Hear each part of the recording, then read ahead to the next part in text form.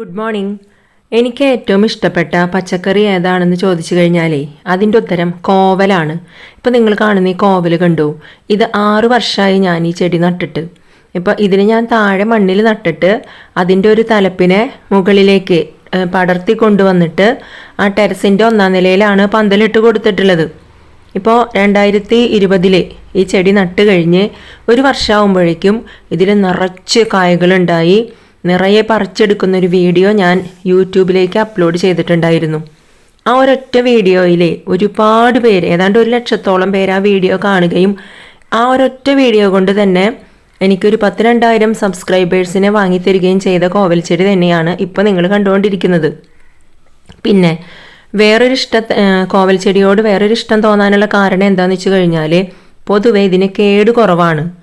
അതായത് മറ്റു ചെടികൾക്ക് ഉണ്ടാവുന്ന കീടബാധയൊന്നും ഇതിനുണ്ടാകാറില്ല. വല്ലപ്പോഴും എന്തെങ്കിലുമൊക്കെ ചെറിയ ചെറിയ മണ്ടിരി പോലുള്ളത് കാണാറുണ്ടെങ്കിലും അത് ചിലപ്പോൾ നന്നായിട്ടൊന്ന് വെള്ളം ചീറ്റിച്ച് കൊടുത്തു കഴിഞ്ഞാലൊക്കെ അത് മാറും.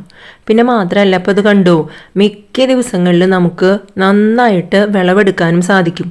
ഇപ്പം നമ്മൾ കാണുന്ന ഈ കോവക്കായ സുലഭ എന്ന് പറയുന്ന അത്യുൽപാദന ശേഷിയുള്ള ഇതിൻ്റെ നീളം നിങ്ങൾ കണ്ടു, നല്ല നീളമുള്ള, അതുപോലെ രുചികരാണ്, ഇളം പച്ച നിറത്തിലുള്ള ഒരു കോവലാണ്. അപ്പോൾ ഇതിൻ്റെയൊക്കെ തണ്ട് നിങ്ങൾക്ക് കിട്ടാൻ സാധ്യതയുണ്ടെങ്കിൽ ധൈര്യമായിട്ട് നിങ്ങൾ നട്ടുപിടിപ്പിച്ചോ.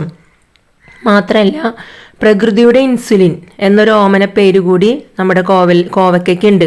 കാരണം ഈ പ്രമേഹ രോഗികൾ ഇത് പച്ചയ്ക്ക് കഴിക്കുകയാണെങ്കിൽ അവരുടെ ശരീരത്തിലെ പ്രമേഹത്തിൻ്റെ അളവ് കുറയാനായിട്ട് സഹായിക്കുമെന്ന് പഠനങ്ങൾ സൂചിപ്പിക്കാറുണ്ട്.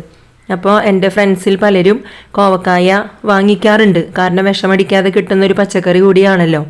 അപ്പോൾ ഒരു 10-15 വർഷമായി ഞാൻ കോവൽ കൃഷി ചെയ്ത് തുടങ്ങിയിട്ട്. അപ്പോൾ നിങ്ങളും സാധിക്കുകയാണെങ്കിൽ ഓരോ കോവൽ ചെടി നട്ടുപിടിപ്പിക്കാൻ നോക്കുക. അപ്പോൾ ശരി, ഓക്കേ.